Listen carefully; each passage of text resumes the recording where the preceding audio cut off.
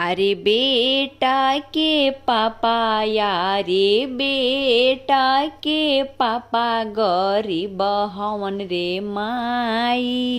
पैसा कारण बेटा बेचलन रे माई। पैसे कारण बेटा बेचलन रे माई।